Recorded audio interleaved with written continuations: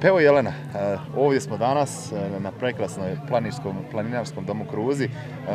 Reci nam, kako sve protječe, koliko je bilo tura od jutros, gdje su sad sve ti ljudi, vjerujem da su svi još na svojim turama, rutama.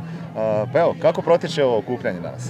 Evo, dobar dan svim vašim gledateljima i slušateljima. Pa evo, za sada sve protiče kako treba. Većina ljudi je još na turama. Evo, ako malo pogledate, možete vidjeti da je tu već dosta planinara. Oni su već došli sa svojih ovih malo kraćih i lakših tura. A ove glavne ture do vrha Cincara i nazad, biciklistička tura, tu još očekujemo. Kroz neki sat vremena bi se trebali svi vratiti.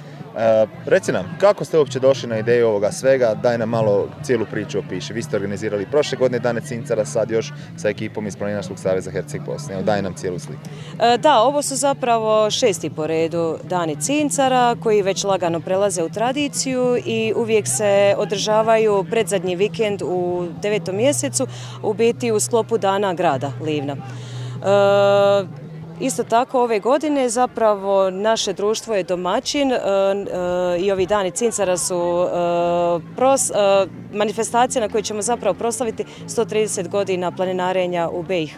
Tu su i predstavnici našeg saveza Herceg-Bosne, predstavnici i predsjednici ostalih društava iz cijele BiH, Hrvatske i evo danas ćemo imati različite programe, kako planinarske, kako sportske, tako i kulturne na kojima ćemo obilježiti tih 130 godina planinarenja u BiH.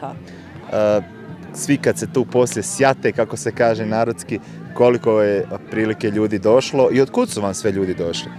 Trenutno imamo 26 različitih društava koji su nam se prijavili, s tim da je ujutro bilo jako velika gužva, tako da vjerujem da neka društva još nisu prijavile svoj dolazak i tek će to napraviti kasnije poslije ture. Očekujemo, pa sigurno će biti minimalno 300 ljudi. Kad se vrate s ture, onda ide zajednički ručak i naravno podjela zahvalnica, zajedničko druženje uz glazbu uživo. Kasnije ćemo imati DJ-a, malo da moderniziramo sve to i da napravimo i dobru zabavu za ove malo mlađu populaciju. Tako da evo, mislim da će biti sve super. Nadamo, evo i vrijeme nas je dobro poslužilo, malo je hladno, ali bit će dobro. Reci mi još malo o tim turama, rutama, kud su se svi penjali? Vi ste to zapravo osigurali na jedan način da za svakoga ponešto, od amatera potpunih do nekih profesionalaca, je li tako? Da, imamo 4 planinarske ture i 1 biciklističku turu. Planinarske ture su osmišljene tako da imamo i ove neke malo lakše, recimo ove godine prvi put imamo i dječju turu koja je išla jutros od doma do Gagića Grede i nazad, oni se već vratili. Imali smo jednu turu iz grada do doma, jednu iz grada preko doma do vrha Cincara i nazad i jednu smo imali od doma do vrha i nazad.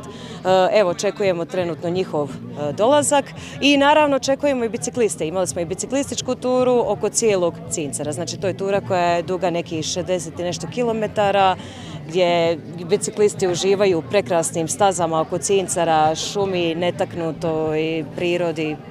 Uglavnom, fantastična tura. Jelena, hvala ti lijepo. Hvala vama i evo, dođite nam i do godine.